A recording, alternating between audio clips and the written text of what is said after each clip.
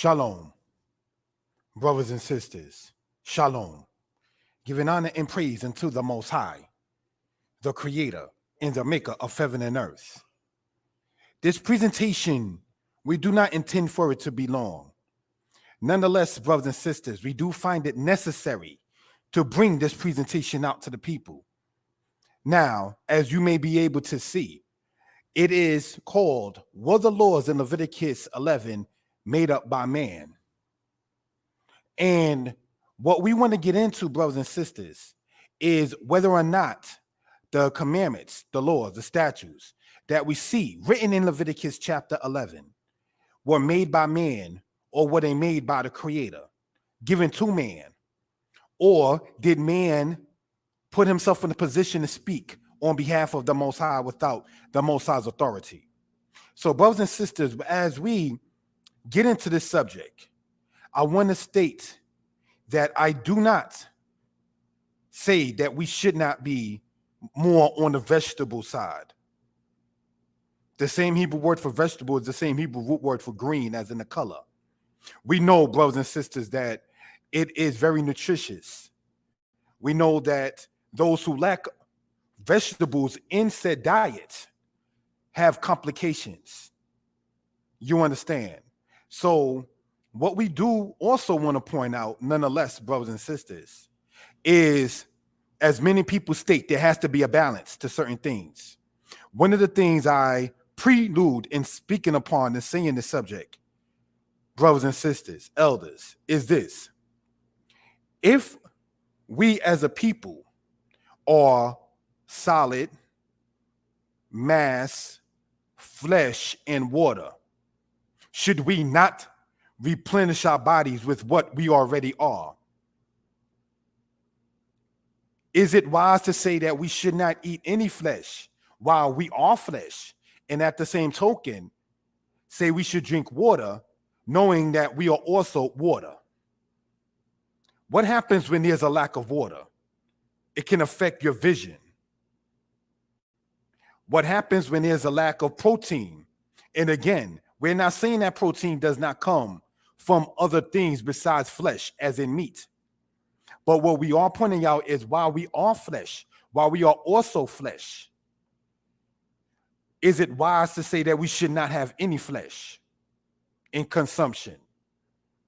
So as we go over this, and this has become a subject on the internet world, and many people have spoken upon it, there are some who actually attempt to state those who do eat meat or do eat flesh are sinning and going to be put to death according to such.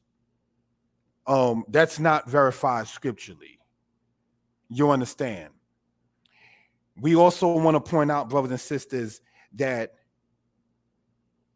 we know, and when I say we, I'm speaking everyone across the board, know that the peoples, the nations, if you will, do stuff, family, do things with the flesh, with the meat, with their farm animals.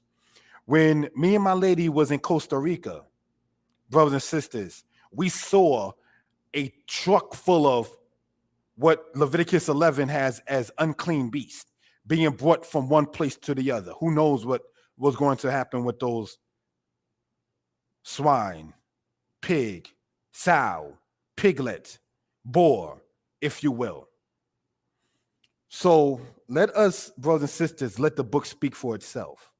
And as you can see there in the beginning of such, we see, of every clean beast thou shalt take to thee by sevens, the male and his female, and of the beasts that are not clean by two, the male and his female.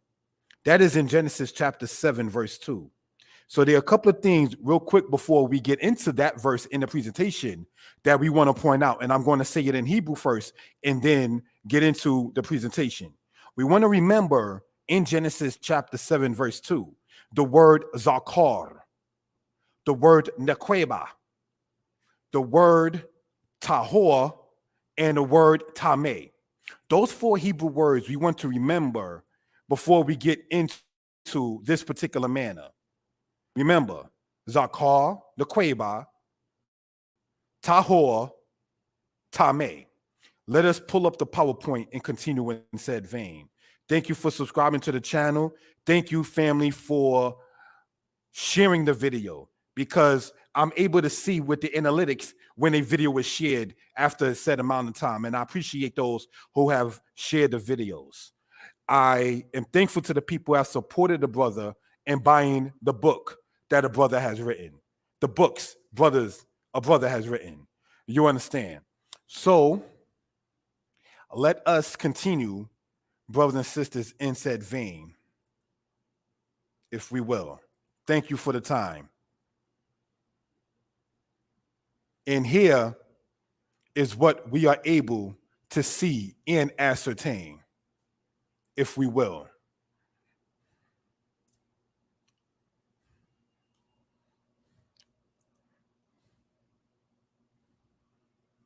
I am going to remove this sign, as we see right here with the brand. Brothers and sisters,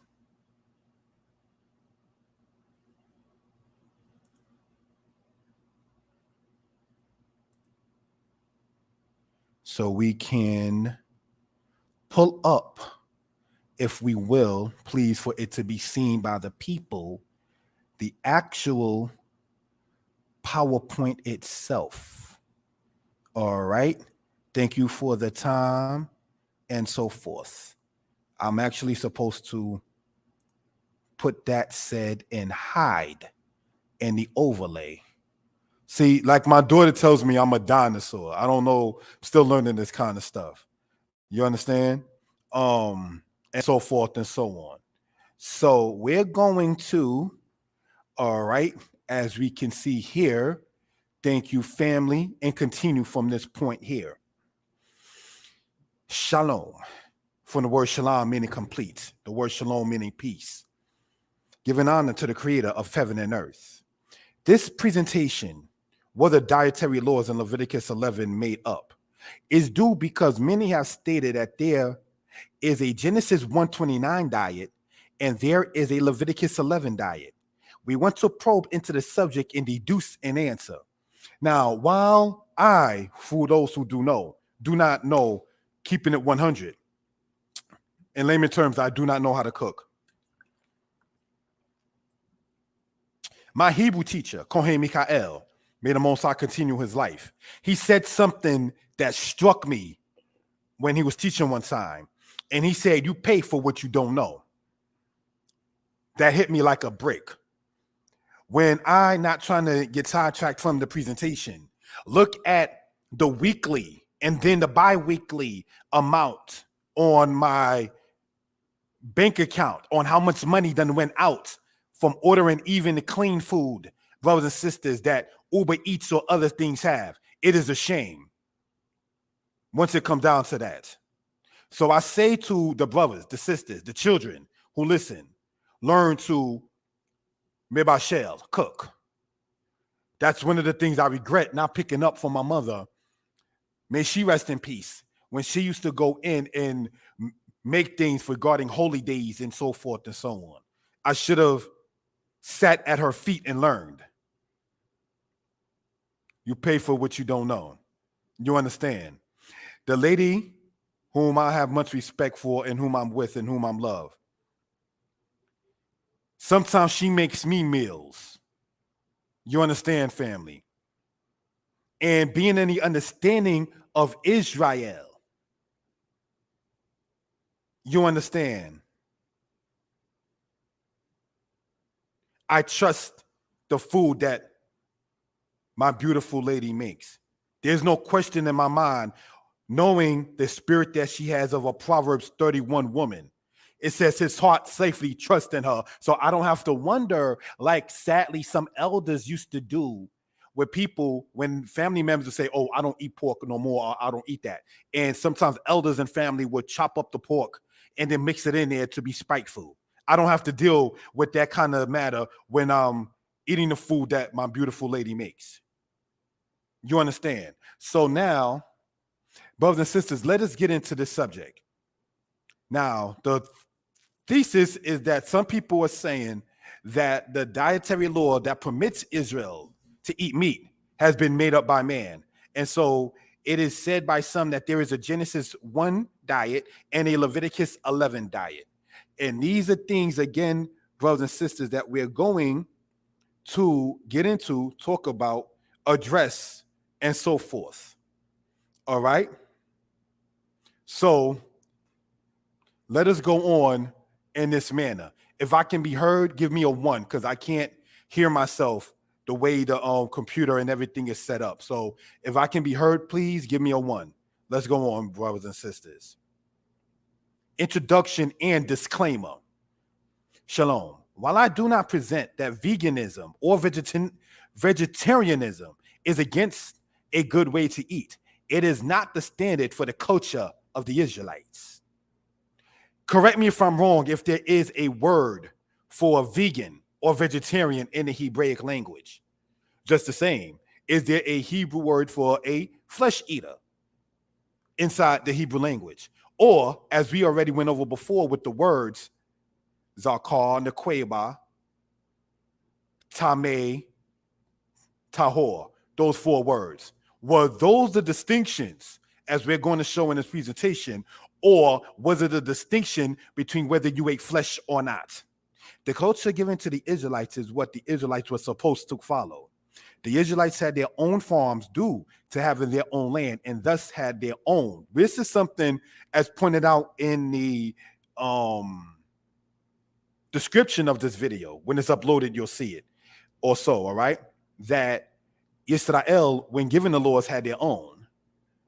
So while we know good and well that Leviticus tells us to not offer the bread of our God from the hand of a foreigner, should we always run to the foreigners to get what we're going to eat? Or just as much, and I use this as a way to emphasize a point, when you find Israelite sisters that are making clothes and have the ability to take a pair of quote unquote women's pants and make it into a skirt, then should we not also support the house of Israel, that makes their own food and can sit there and sell it? Should we not support those who do the alkaline water in the bottles that don't have those things that leave the dye in it, DYE in it, and so forth and so on? Should we not, while we're talking about we need to be each other's most valuable resources, and this is very true, I've been saying this for some time online, should we not, brothers and sisters, sit there and find a way to sit there and support our people more? That's something to be asked.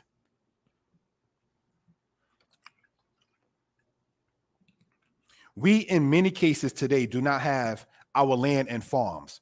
This will be presented throughout this presentation. Let us go on to the next slide. Thank you. Now, we're going to let the book speak upon this. This has 30 slides, and we're up to number 3. So let us go on. Genesis 1:28 through Genesis chapter 1, verse 30. And God blessed them, and God said unto them, be fruitful and multiply, and replenish the earth, and subdue it, and have dominion over the fish of the sea, and over the fowl of the air, and over every living thing that creepeth upon the earth. And God said, behold, I have given you every herb yielding seed, which is upon the face of all the earth, and every tree, and which is the fruit of a tree yielding seed. To you it shall be for food. And to every beast of the earth, and to every fowl of the air, and to everything that creepeth upon the earth, where there is a living soul, I have given every green herb for food, and it was so. Now, we see right here that humans, Adam and Hawa, Adam and Eve, man and life, because Adam means man and Hawa means life, were told to puru, be fruitful, urubu, and multiply, umilu haaretz, or umilu et haaretz. Now, why do I want to emphasize that? Because when we look right here, and this is no disrespect intended, right? Look at the laser pointer. This poor translation that we see here called replenish is not in the Hebrew. The Hebrew root word there is the word maleh. Maleh means to fill. The Hebrew word for replenish is the word hakalef, from the word kalaf. The word kalaf in Hebrew means to change. So hakalef, which is the he-filled form of said verb, Kalaf means to replenish. So in Genesis 1:28, it is again, we want to emphasize a poor translation when it says replenish the earth. All right, so let's go on. And subdue it, and have dominion over the fish of the sea, and over the fowl of the air, and over every living thing that creepeth upon the earth. So now, brothers and sisters, what do we want to point out? That humans, were given dominion over the fish in the sea, fowl of the air, and everything that creepeth upon the earth. So while having the dominion, the rule upon it, it meant that man had the ability to name it. It meant that man had the ability, when I say man, I'm talking about human, all right, had the ability to do within reason. And why I say within reason is because it was not within reason to just slay the animal for the sake of slaying. You understand? Genesis 1:29, and God said, behold, I have given you every green herb yielding seed, which is upon the face of all the earth, and every tree in which there is a fruit of the tree yielding seed. To you, it shall be for food. Now let's look at that. If Genesis 1:29 was to be the actual standard, where it says every herb yielding seed which is upon the face of all the earth, and every tree in which is the fruit of a tree yielding seed, we know that things having seed is natural. Seedless things is unnatural. So we know seedless grapes, like the green ones, no. Seedless watermelon, no. We don't do those kind of things. You understand? We don't deal with those kind of things. Those GMO or Monsanto or whatever that thing is called, where man makes the products and so forth and so on. We know, does it work well with the human body? So again, having land is important. When me and my lady was in Costa Rica, we saw the coconut tree. We saw how bananas truly look like, and so forth and so on. It goes on to say, and to every beast of the earth, and to every fowl of the air, and to everything that creepeth upon the earth, wherein there is a living soul, I have given every green herb for food. And it was so. There were herbs and green things that are made for beasts, animals, and there are those that are made for humans. Every herb is not made for animals, and every herb is not made for humans. So again, it boils down to knowing the knowledge of the eseb meaning herb. You understand? So these are things we want to point out for reason purposes. Next part. Genesis 6:5 and Genesis 6:11 through 13. And it reads as follows. And the Lord saw that the wickedness of man was great in the earth, and that every imagination of the thoughts of his heart was only evil continually. And the earth was corrupt before Elohim, and the earth was filled with violence. And Elohim saw the earth, and behold, it was corrupt, for all flesh had corrupted their way upon the earth. And Elohim said unto Noah, the end of all flesh is come before me, for the earth is filled with violence through them. And behold, I will destroy them with the earth. So now, what are we able to gather and ascertain from this? Letting the book speak for itself. The Most High saw the wickedness of man. Now, this is not only talking about males. When it says man, it's talking about humans. Was great in the earth. And every imagination of the thoughts of his heart was only evil continually. This tells us that the Most High sees the thoughts of your heart. The makashaba of the lab, the thoughts of the mind, the thoughts of the heart. So, when you have continual thoughts of evil, you will sit there and act upon it. Even in American law, they refer to certain things as premeditation and so forth and so on. But what we want to point out, brothers and sisters, is that it also said the earth was corrupt before Elohim, and the earth was filled with violence. Kamas is the Hebrew word for violence. You have murder. You have, as some people have pointed out, generic engineering they was doing, because there's nothing new under the sun than the imagination of man's wickedness. They were doing things, if you take the legitimacy of the book of Joshua, where the women were saying, oh, I don't want to give birth because I don't want like stretch marks and lose my figure. So I'm going to not be fruitful and multiply. You had the men that were doing things such as splicing animals and so forth and so on. So these things we want to point out, brothers and sisters, is how some of the aspects of how the earth was wicked before the Most High. And Elohim said unto Noah, the end of all flesh is come before me, for the earth is filled with violence through them. And behold, I will destroy them with the earth. Do you know that animals follow man when man goes off?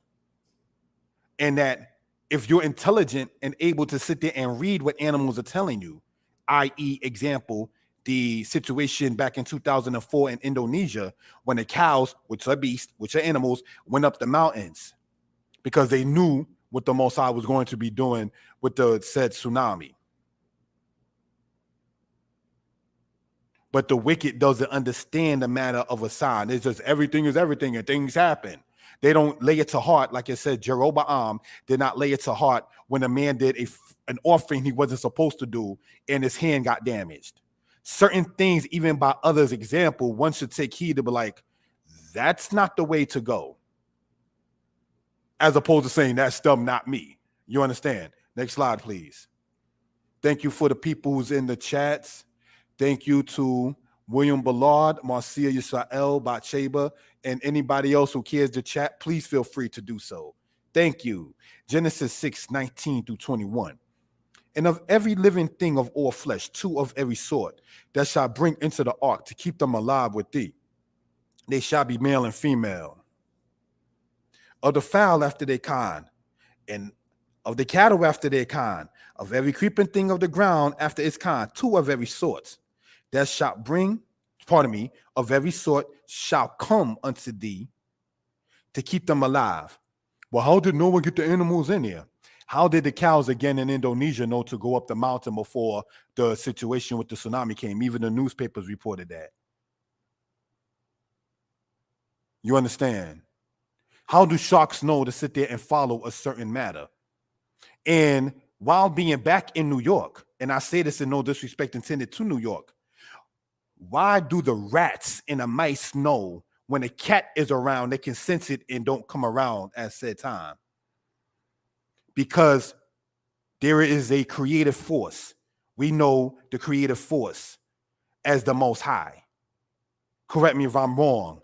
The natives of this society of America called whom we say the Most High as the Great Spirit. And just so you may know, they're Native Americans that used to cite the book of Isaiah. The flower fadeth and the grass withereth, but the word of our God stands forever. That was also a famous Native American saying, also written in the Bible in Isaiah chapter 40. So we just want to point this out for reference purposes, right? And mind you, they wasn't speaking English. Those were through translations on how Native Americans were known for saying such. All right, now, it says, of the fowl after their kind, and of the cattle after their kind, of every creeping thing of the ground after its kind, 2 of every sort shall come unto thee to keep them alive. And take thou unto thee of all food that is eaten, and gather it to thee, and it shall be food for thee and for them. Now, to the brothers and sisters to the house of Israel that say there is the Genesis 129 diet, and then some saying a man-made Leviticus 11 diet. If they're going to be in an ark for over a month, and we know, looking at the fast food of today, how it sits there for weeks upon weeks, and it still does not go bad. That which is from the trees, the herbs, the vegetation, that which is coming from the ground, the vegetation, the herbs, if you will, do they last as long as Noah was inside the ark? Being detached from the tree, being detached from the ground is my question. The brothers and sisters, the elders of the house of Israel that are saying that there is a Genesis 129 diet, and that there is, brothers and sisters, a man-made Leviticus 11 diet. How was Noah supposed to keep the food that is eaten in Genesis 6:21 healthy enough for Noah, Shem, Ham, and Japheth, and each of their wives, and the food for the animals, if the only thing that they were eating, brothers and sisters, came from the ground itself? Because you can't take it from the mother of it be in the ground or the roots of it itself, and it's going to stay that fresh that long without any water going upon it and without anything to nurture it in its roots. It will eventually go bad. When me and my lady was in Costa Rica, one of the tour guides showed us a leaf that the people in war times used to sit there and take and use it for paint upon themselves, if we will, brothers and sisters. Something we want to point out is this. I put that leaf in my bag, and my lady distinctly said to me, Shalom, Sarah, Shalom, love. She distinctly said to me, Yeshaya, throw that thing out. By the next day, that leaf done rotted all inside the thing and so forth and so on. So then I had to eventually throw it out. I called myself, I'm going to take it on a plane, and I'm going to keep this from Costa Rica. It did not last that very long past the day, detached from the tree itself. You understand? So these are things, brothers and sisters, we want to point out for edification purposes. Next slide, please, family. Let's go on and let the book speak for itself. Genesis 6:19 and Genesis 7, verse 2 to verse 3. And of every living thing of all flesh, 2 of every sort, shalt thou bring into the ark to keep them alive with thee. They shall be male and female. Let's stop right there, brothers and sisters, and highlight. And remember about the zakar, which means male, and then the queba, which means female. Now, this is not a Sabbath, and this is no disrespect intended, but we want to get into a little Hebraic things. A lot of Israelite brothers refer to the female genitalia as quaba. The word quaba does not mean the vaginal canal of a female in Hebrew. The word quaba means belly, B-E-L-L-Y. You understand? If you're talking about the part that she would have her shaten or her urine from, or her tum'ah or her uncleanness from, that particular part referred to in English as vagina. In Hebrew is referred to as Beit Harachem, which means the house of the womb, not the word quaba. Okay, many Israelites have spoken upon the word quaba meaning such, but the word quaba literally means belly. All right, so we just want to point that out for reference purposes. On a Sabbath, I probably wouldn't have gone that far, you understand, and so forth and so on, but I just want to get some Hebraic understanding out there. Now, let's look. It says they shall be what? Male and female. The Hebrew word for male is zakar, all right? The Hebrew word, brothers and sisters, for female is naqueba. You understand? It comes, brothers and sisters, not from the word quaba in naqueba. It comes from the word naquab. The word naquab in Hebrew means to pierce. You understand? Like something is being pierced. So these are things in Hebraic linguistics to show how the Hebrews thought, what we want to point out for edification purposes. Now let's look. It says, 2 of every sort that shall bring into the ark to keep alive with thee. That 2, it says, shall be male and female. Male one, female the other. Let's go on. Of every clean beast thou shalt take to thee 7 and 7, each with his mate. And of the beasts that are not clean, 2 and 2, each with his mate. So the clean beast, you take by 7. We're going to go over a list of clean beasts. And we're going to go over what is some part of the list of unclean beasts. But here's the question to ask regarding the brothers and sisters and elders of the house of Israel that say, brothers and sisters, that there is the Genesis 129 diet, and they said man-made Leviticus 11 diet. How did Noah know in Genesis the distinction between clean and unclean if that wasn't brought upon later after the situation with Moses' existence? What am I asking? Before Moses existed in the scriptures, they were already speaking about clean and unclean. How would Noah know in Genesis 7 about clean, which is the word tahor, and the word unclean, which is the word tameh, Hebrew words we went over earlier, if there was no understanding of clean and unclean? And if we understand about washing and cleaning and washing, and so forth and so on, if we understand that kind of matter and the seriousness, say, of that within the Hebraic culture, they got that understanding from Noah, passing it on down through the generations. How did Joseph know to run from the woman who was married. How did Jacob know, Esau, you sold your birthright for what? Wow. You understand? How did Abraham know, okay, Lot, it's time for us to separate? You understand? Because the teaching that says in part, brothers and sisters, that the laws was given upon Mount Sinai, as if they had no understanding of laws and statutes and commandments and right and wrong before Israel at Mount Sinai. There are certain things that we have to ask. Why did the brothers of Joseph feel bad and said, how shall we justify ourselves in Genesis 44? You understand? Why did Laban know eventually, yeah, I'm going to have to give Raquel because I have to keep my word? Why did Judah say to Tamar, you are more righteous than I? He didn't sit there and say, women, be thou silent and be in all subjection. And I suffer not a woman to teach, nor to usurp authority over a man, but to be in silence. Judah didn't say that to Tamar. When Judah found out, oh man, that's my seed. Yeah, this is your baby, Judah. This is the signet and this is the staff. Now, you talking about burning Tamar before you realized that you didn't realize, Judah, who you were sleeping with. This is in Genesis 48, before Exodus 20. Again, how did Joseph know to run from the adulterous woman? He ran from her. You understand? He didn't sit there and keep, maybe in today's terms, the number on the low. He didn't do that. He ran from her. This woman's crazy. And when Solomon said the adulteress hunteth after the very life, Potiphar eventually knew, brah, your wife ain't good, man.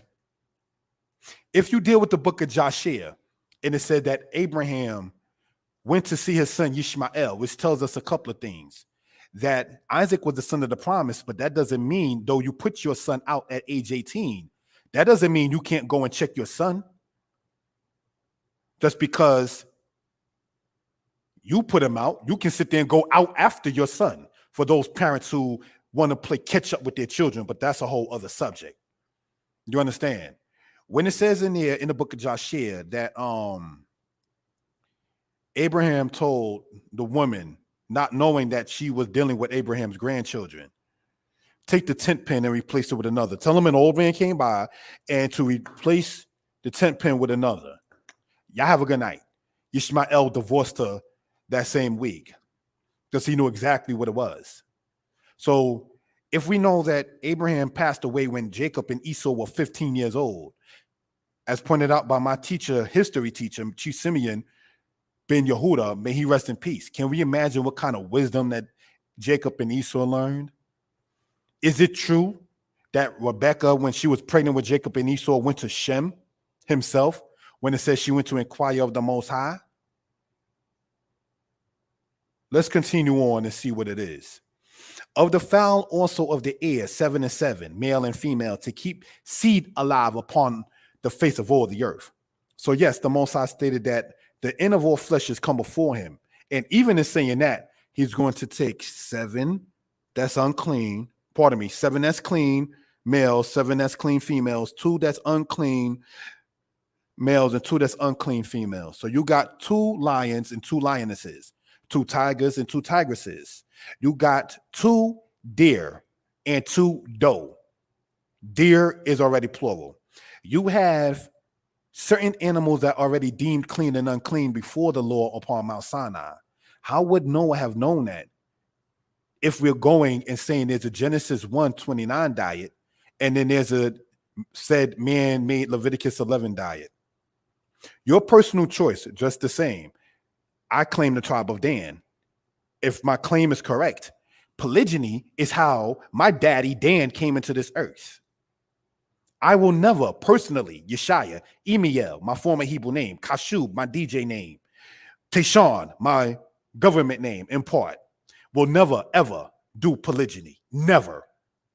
I told brothers who do polygyny, I don't understand how you do it. Too much estrogen. More power to you. May you be blessed. I personally will never suggest to my lady, well, after we get married, you understand, I'm going to bring this other sister along. But no, Lo ese, I will not do that. That doesn't mean because Yeshaya, Kashub, Mora Yeshaya chooses for his life, knowing what Solomon said, if you are wise for yourself. My wisdom for myself is not the next person's wisdom. Just the same, the brother and sister who chooses to be single for whatever reason, I'm not letting that wisdom that they say they have of themselves come to me. So we want to understand certain things for certain matters. Let's go on to the next slide, family. People try to say that Genesis 6:19 and Genesis 7:2 are contradictions. But what happens is when you have a society that says you can be a boy today and a girl tomorrow, and they don't make the distinction between clean and unclean, you're not going to understand Genesis 6:19 and Genesis 7:2 because you done missed what we was going over before. Zakar, male, Nequeba, female, Tahor, clean, Tame, unclean. If you think binary and weird sexuality choices, and you can switch your gender when you want to, if you think that's appropriate, this Tanakh is not going to make sense to you. This lesson is not going to make sense to you. Genesis chapter 8, verse 15 to 19. And God said spoke unto Noah, saying, go forth from the ark, thou and thy wife, and thy sons' wives with thee. Bring forth with thee every living thing that is with thee of all flesh, both fowl and cattle, and every creeping thing that creepeth upon the earth. That means they have roaches and ants in there as well, that they may swarm in the earth and be fruitful and multiply upon the earth. Fruitful, peri. Multiply, Malay. No, Rabba means to multiply. Sorry. So when you say like Torah Rabbah, thanks a lot, that Rabbah from Rab means much or multiply. All right. Malay means to fill. Para means to be fruitful. And Rabba from Rub or Rab means to multiply. All right. That's how you know people who try to use misunderstanding. Deuteronomy 17. It says a king should not multiply wives. So they're saying in certain cases, David was wrong for having 3 or more wives. David didn't multiply wives. Solomon did. David didn't. If David had anywhere from 3 to 5 wives, he did not, quote, multiply. Because anything, if he had 5 wives, 5 times 1 gives you 5. 3 times 1 gives you 3. Correct me if I'm wrong. So now when you start talking about 10 and 20, then yeah, that's multiplying. David did, if anything, Yasaf, add. Yasaf means to add. Rab or Rub means to multiply. So let's get our Hebrew linguistics up and stop trying to sit there and find fault and try to kick the book instead of learning the book for edification purposes. So now we see that the people with Noah, his wife, his sons, and their wives, and every creature that was brought in there to keep seed upon the earth was told to now go forth from the ark. And Noah went forth and his sons and his wife and his sons' wives with him. Every beast, every creeping thing, and every fowl, whatsoever moveth upon the earth after their families went forth out of the ark. You mean that you had the cheetah, the panther, the puma, the tigress, and the leopard after their families? You mean you had, I don't even know if the dogs, I got to ask my daughter about the dogs matter, to try to even find out which dog is not mixed or whatever like that. But if you got like the Dalmatian, and if you got whatever other dog that's not a breed of today, part of my ignorance on that, that's coming out of the ark, yeah, after their families, they too have a mishpachah in a family. All right, so let's go on and see what it is. Remember, Noah and his wife and his sons and their wives. But if you don't understand male and female, and if you are negligent of the knowledge of clean and unclean, this lesson is not going to appeal to you. Next slide, please. Genesis 8:20 in Hebrew. And Noah built an altar unto the Lord, and took of every clean beast and of every clean fowl, and offered burnt offerings on the altar. Again, this is Noah doing this before Abraham, right? It says, and we're going to do this with the laser pointer with the time allotted. And when I say time allotted, not to get too personal, I'm at my job, but I'm on like an extended break. Thankful for that. So let's go in and use this time with that.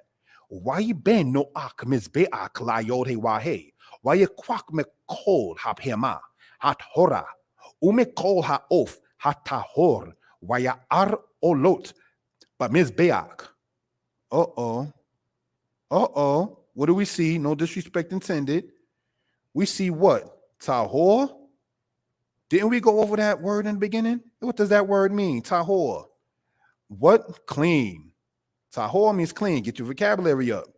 So Noah built an altar and took every clean beast. But now to the family saying that clean and unclean came about with the man-made thing of Leviticus 11, then how would Noah know to make sure to offer that which is clean? See, we're going to let the book speak for edification purposes. You understand?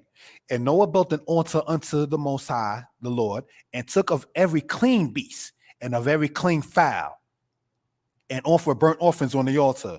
So he didn't take, correct me if I'm wrong, a pelican. He didn't take, correct me if I'm wrong, a zebra and offer that. Because it distinctly points out, brothers and sisters, that we're showing with the highlighted here in the yellow, tahora, behema tahora. All right, and we're going to show with the time allotted. We want to show with the highlighter, because this is a lesson that was intended to have been done before, but just didn't have the time with everything going on. Right? You see that hay, and then you see showing it over that hay. That shows it, brothers and sisters, to be feminine.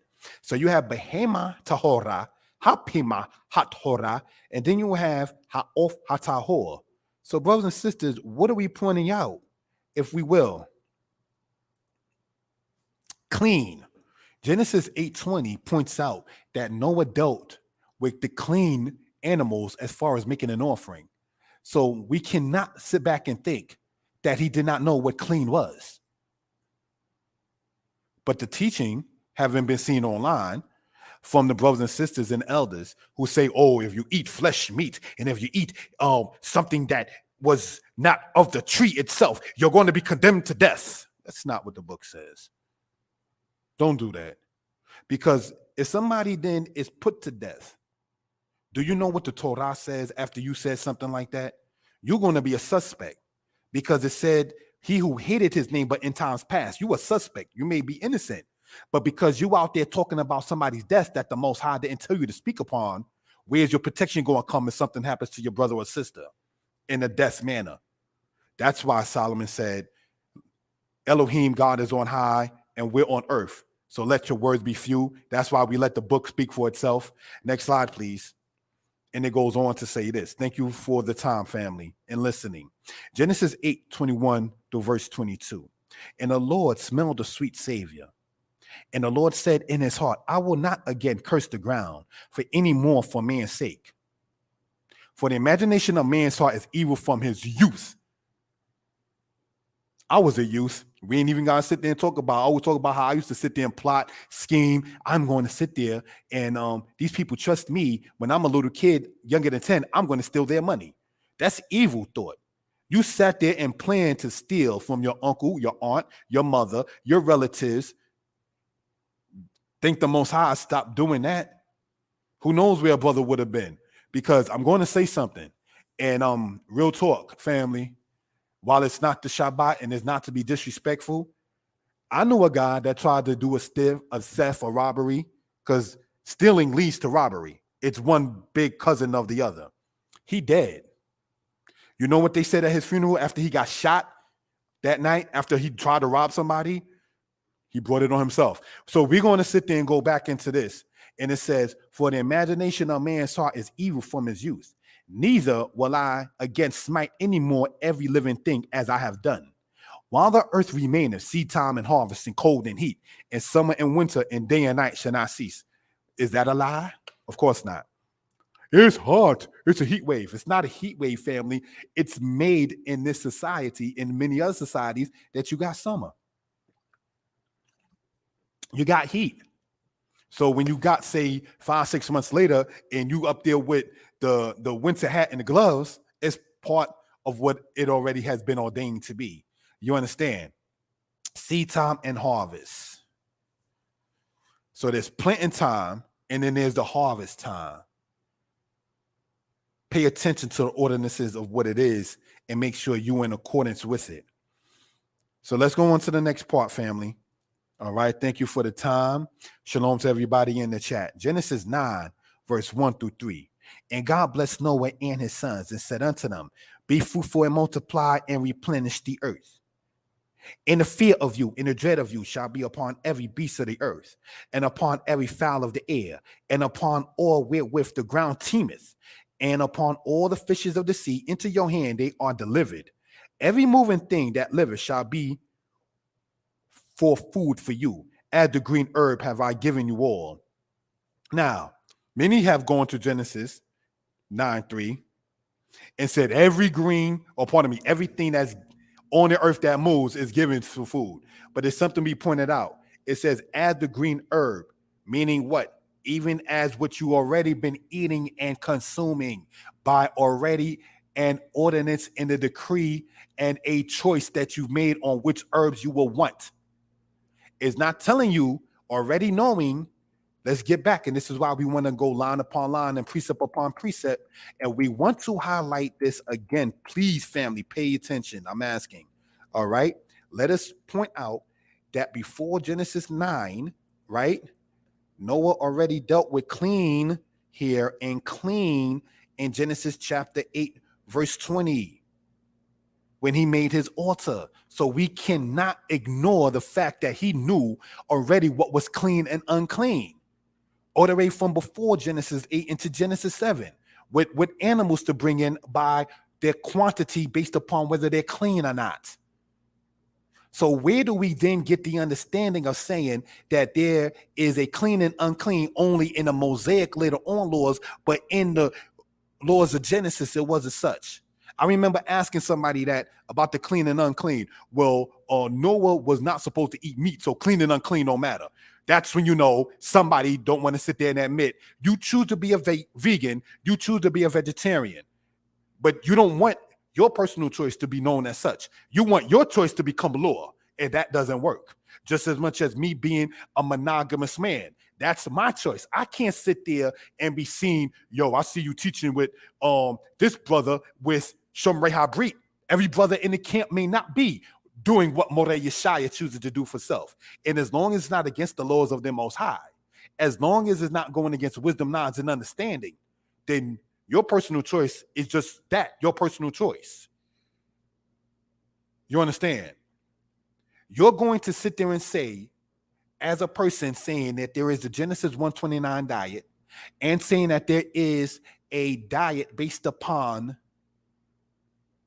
man-made, supposedly, Leviticus 11, that it is irrelevant about the clean and unclean beasts in the ark with Noah, because according to them, you're saying that we're not supposed to eat meat.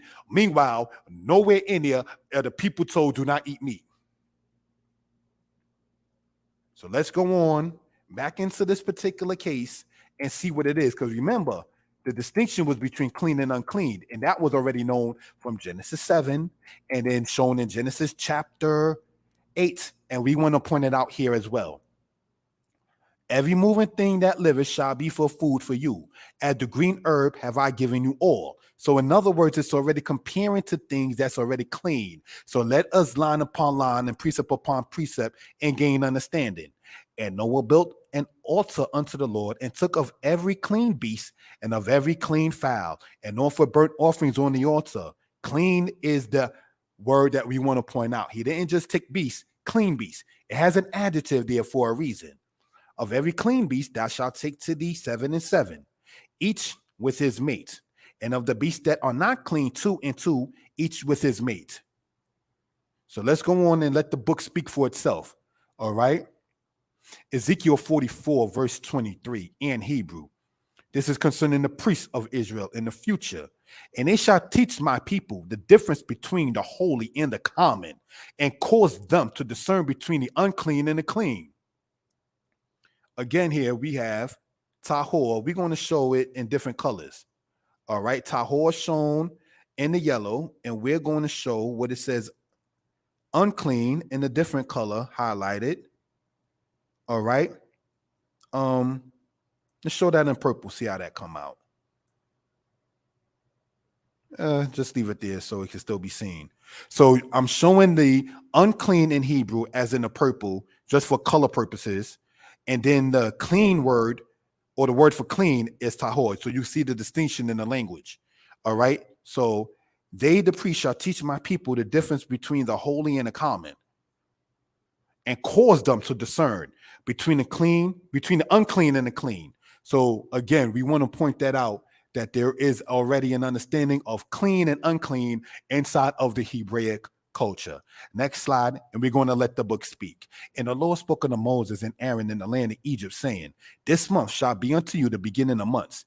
It shall be the first month of the year to you. Speak ye unto all the congregation of Israel, saying, in the 10th month, in the 10th day of this month, they shall take to them every man a lamb, according to their father's houses, a lamb for his household. And if the household be too little for a lamb, then shall he and his neighbor next unto his house take one according to the number of the souls. According to every man's eating, you shall make your count for the lamb. Your lamb shall be without blemish. A male of the first year, you shall take it from the sheep or from the goats. And ye shall keep it unto the 14th day of the same month. And the whole assembly of the congregation of Israel shall kill it at dusk. Did you know around the timing of Passover is when the Egyptians used to worship the lamb? Perhaps why it says, how would the Egyptians feel when we deal with the abomination of the Egyptians as a sacrifice? That's in the scriptures. So we can get some knowledge on why the book may say certain things. Exodus chapter 12 points out about the people getting meat to eat. And we know a lamb is clean to eat. Now, the teaching that says there's a Genesis 1:29 diet, and they said man-made Leviticus 11 diet, says this is when man began to go off. Are we serious? This is when you get in your calendar outside of the knowledge of the Shabbat, which is weekly. You get your monthly calendar in Exodus chapter 12. Abib means spring. How are the people going off? Again, you choose to be a vegan. That's a blessing for you. If you're wise for yourself. You choose to be a vegetarian. If you are wise for yourself. Don't take your wisdom and then try to make it applicable to others' lives. I learned that being an author, not to be arrogant. Everybody don't want to write a book, brothers and sisters. I have turned people off and have upset family and friends saying, man, you speak like that, you should write a book. Everybody ain't built to write a book and don't want to write one. Don't burn bridges with friends and family because you choose to do something because you have the spirit to do it. Doesn't mean it's the next person's spirit. Learn from my era in that. I used to drop classes and I used to sit there and not go to school and I got a degree now. And so therefore you should too. No, not everybody wants to go through college and do that. Some people rather go through a trade school. Me personally, no. So therefore, we have to know if you're wise for yourself. Don't take your personal unwicked decisions and then try to sit there and make it somebody's reality. I've burnt friendships with that. Don't make the mistake I made on that. All right, so let's go on to the next slide. Pig in mud, land with grass. All right, we about to close out soon enough. Here we see a pig in mud. Of course, I probably wouldn't show that on the Shabbat teaching, but this is what it is. When me and my lady was in Costa Rica, we saw like a whole truck of pigs being taken to wherever they was being taken to. And here we see in part a lamb in grass. So you see what they eat. So the lamb eats vegetation. Correct me if I'm wrong. The Leviticus 11 diet that shows us what animals we can eat does not eat other animals. I didn't want to show it, but there is a video of a pig eating a dead dog. Now, my family who eats this swine flesh, don't not eat it because cousin Tayshawn don't eat it. Don't not eat it because you've been following me on YouTube, my cousins, and there's no disrespect to North Carolina, in Winston. You understand? Don't eat it because you see what it does. Not because your cousin up north don't eat it, but because it shouldn't be eating looking at its own habit. Next slide, please. All right, so let's go on. Leviticus 11, 1 through 3 in the deer's foot. And the Lord spoke unto Moses and to Aaron, saying unto them, speak unto the children of Israel, saying, these are the living things which ye may eat among all the beasts that are on the earth. Whatsoever parteth the hoof, and is wholly cloven-footed, and cheweth the cud among the beasts, that may ye eat. And here we see the deer's foot. This is part of how to identify what is clean to eat in this particular case. Next slide. These and other animals are clean according to Leviticus 11. They chew the cud. The animals that chew the cud are called ruminants. The horse nor the zebra chew the cud. Though they split the hoof, they are unclean because they do not chew the cud. These are the animals that are clean in part. When I say in part, meaning there's more animals in this that are clean to eat. The addax, the antelope, the bison, the cow, the deer, the gazelle, the goat, the ibex, the sheep. You find ibex and sheep like that in the land of Israel. All right? So we just want to point that out for reasonable purposes. All right? Animals that are permissible for consumption to eat. And we shown some of them in that right there. Leviticus chapter 20, verses 25 to verse 26. Ye shall therefore separate between the clean beast and the unclean, and between the unclean fowl and the clean. And ye shall not make your souls detestable by beast, nor by fowl, nor by anything wherewith the ground teemeth, which I have set apart for you to hold unclean. So again, we want to emphasize that unclean and clean in this presentation. And ye shall be holy unto me, for I, the Lord, am holy, and have set you apart from the peoples that you should be mine. Do you know that there is in China of today a community that call themselves of the tribes of Israel? They don't do, and I say this in no disrespect, the New Testament neither. They're Old Testament based. According to these people who live in a place in China called Kaifeng, Kaifeng, they say that when the Assyrians took the northern kingdom down, they say that they are descended from those that were taken from the northern kingdom. Do you know that they, being in China, in Kaifeng, China, that say they are part of the Israelites of the northern kingdom, this is what they say, they don't eat like the regular, quote, Chinese eat, understanding the laws that's already in the Torah. When the Christian missionaries went to the community in China, laying claim to being of the tribes of the northern kingdom of Israel, they said that we already have our own records. You can miss me with your Christian missionaries. They told them that. Did you know that the Suri people in Ethiopia of today drink cow's blood? Do you know from the days of Noah, the people were told not to drink blood or eat blood?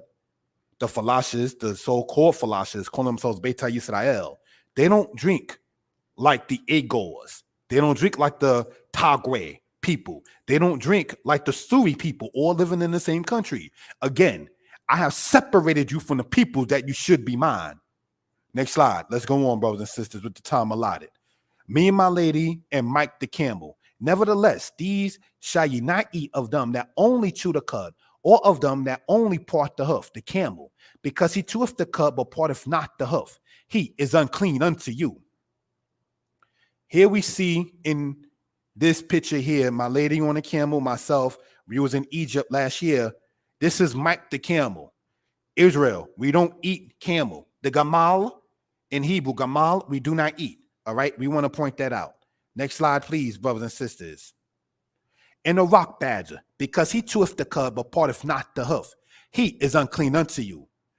A mammal with a rodent-like appearance, but not closely related instead to the elephant found in Africa and the Middle East.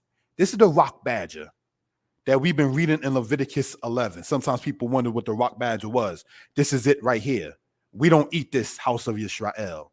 Next slide. And the hare, because she cheweth the cud, but parteth not the hoof, she is unclean unto you. My lady Sarah looking at the rabbits as we were in Costa Rica this month. The time we spent there was not bad when we went to the barn and everything like that. And the animals didn't really smell that bad either to be animals in the barn. But all right. So I just want to point that out. These are things we do not eat, O house of Yisrael.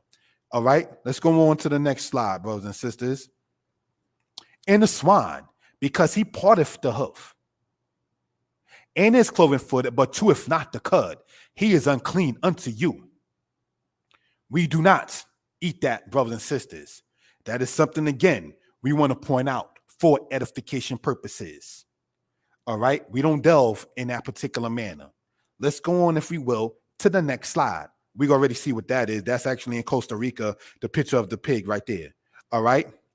This is from the movie Roots, a movie aired in 1977.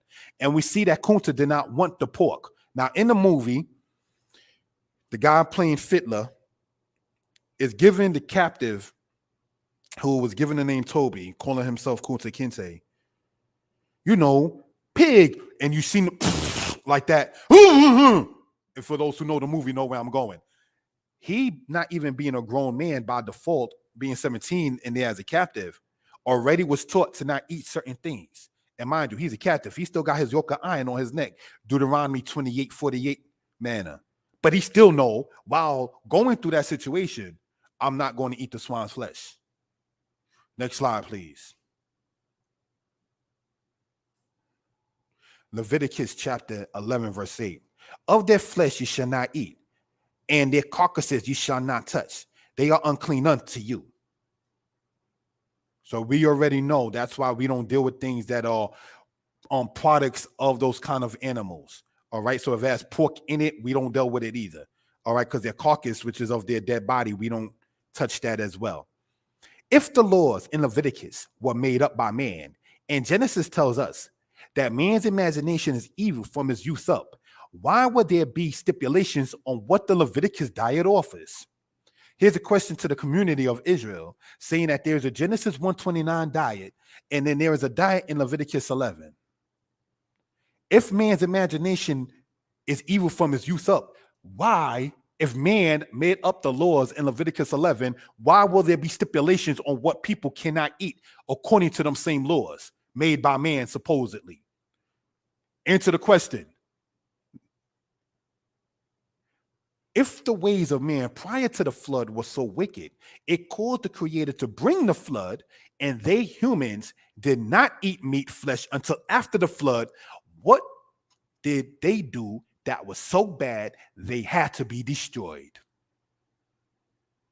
What did they do that was so bad that they had to be destroyed? Because according to they who generally are saying there's the Genesis 129 diet, and that man made up the diet in Leviticus 11, as if that is approaching murder, that's approaching adultery, that's approaching sodomy, and so forth and so on, in that kind of tone. But we have to ask that question again. If man made up those laws, man who in Genesis is known to be wicked from his youth up, why are there things in the laws said by son to be made up by man that you can't do if man from his youth up is known to be wicked? Next slide, please.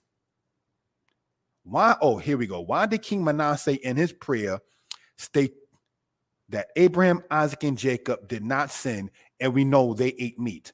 Questions to vegans and vegetarians who say the laws in Leviticus were made up by man. In the Apocrypha, the prayer of Manasseh, he said that Abraham, Isaac, and Jacob did not sin, but we know Abraham, Isaac, and Jacob ate meat. Next slide. And we want to let the book speak for itself. Not this is the camp I came from and my teacher said all the time. No, let the book speak. Genesis 22:1-3. And it came to pass after these things that God did prove Abraham and said to him, Abraham, and he said, here am I. And he said, take now thy son, thine only son, whom thou lovest, even Isaac, and get thee into the land of Moriah, and offer him there for a burnt offering upon one of the mountains which I shall tell thee of. And Abraham rose up early in the morning and saddled his donkey and took 2 of his young men with him and Isaac his son, and he cleaved the wood for the burnt offering and rose up and went to the place which Elohim had told him. We're familiar with this for the most part. Genesis 22, verse 5-8. And Abraham said unto his young men, abide here with the donkey, and I and the lad will go yonder, and we will worship and come back to you. And Abraham took the wood of the burnt offering and laid it upon Isaac his son. And he took in his hand the fire and the knife, and they went both of them together.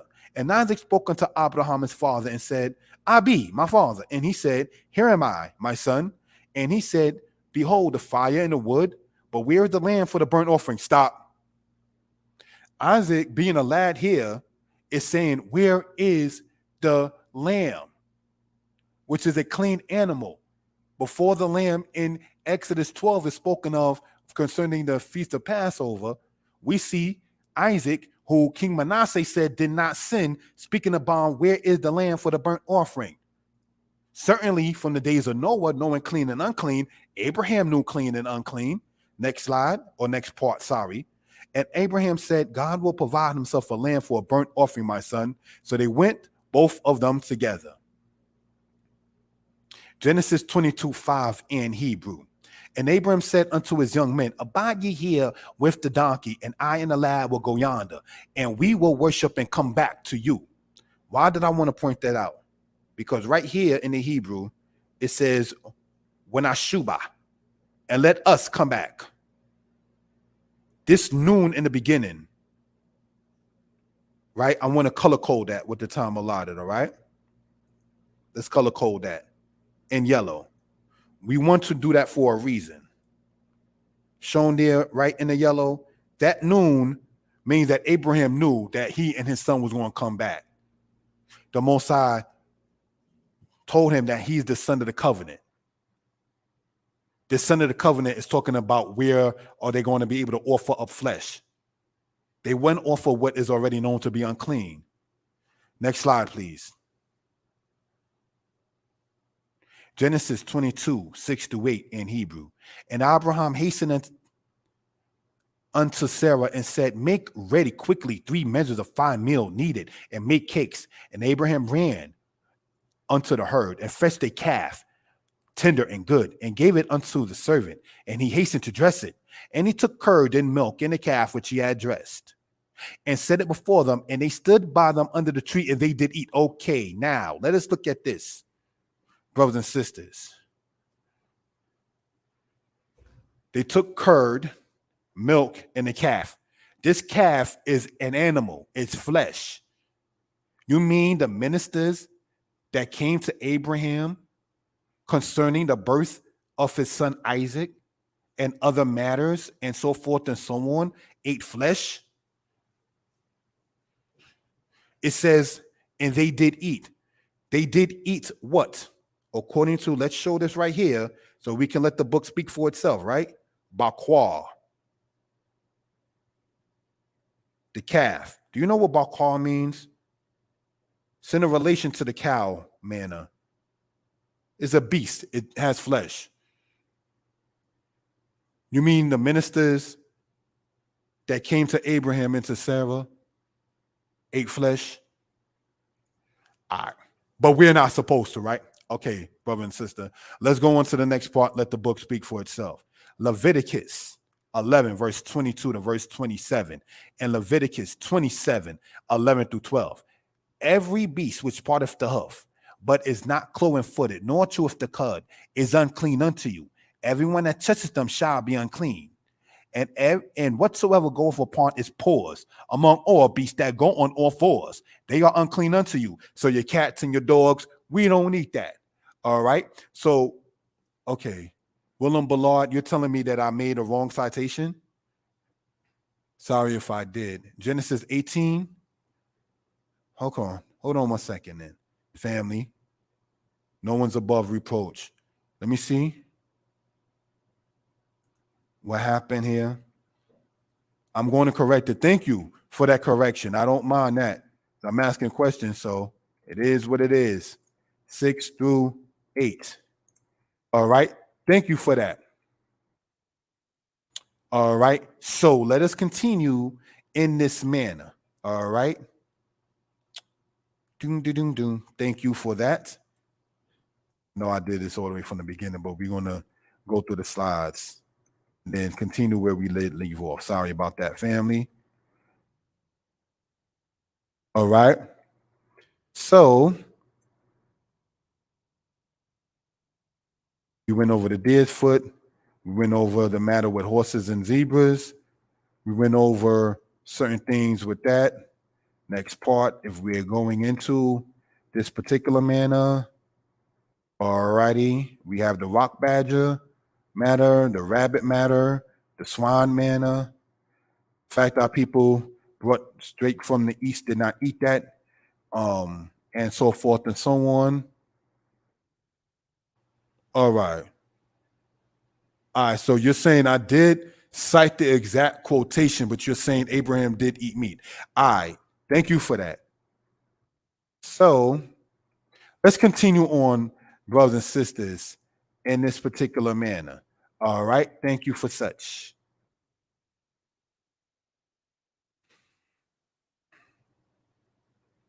Thank you for that, family.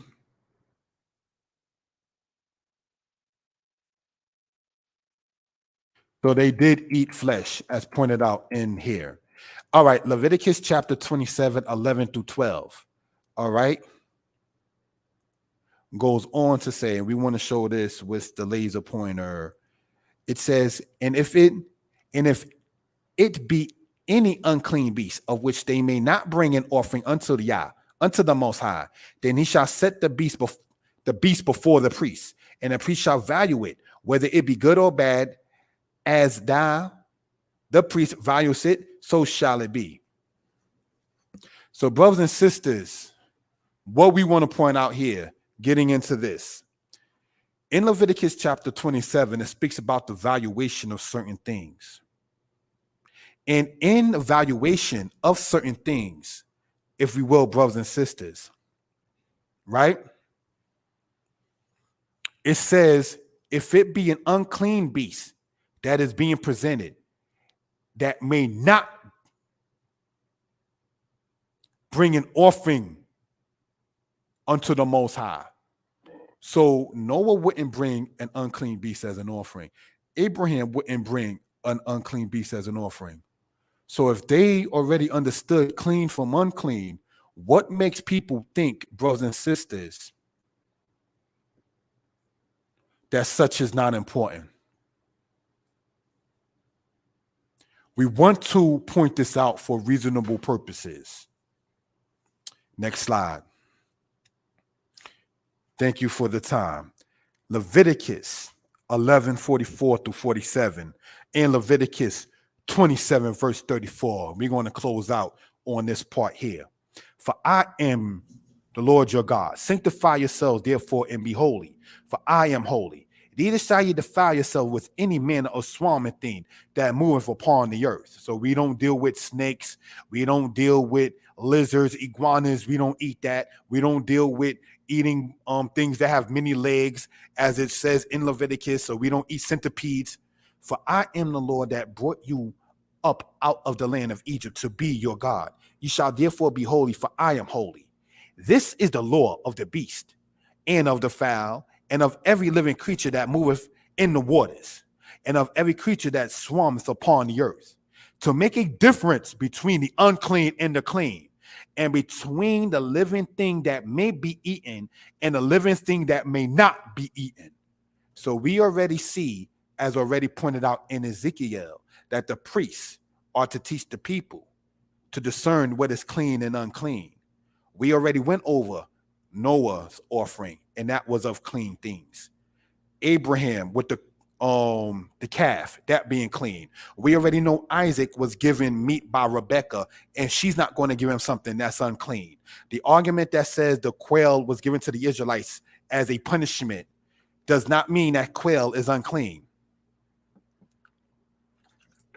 You understand? We hope, brothers and sisters, this part here solidifies the matter for many, if not all. These are the commandments which Yah commanded Moshe for the children of Israel in Mount Sinai. Why did I point that out in Leviticus 27?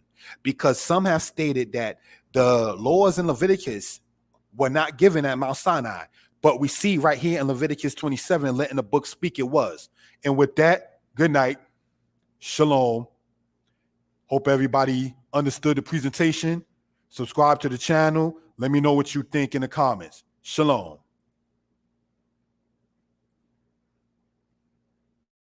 Good night.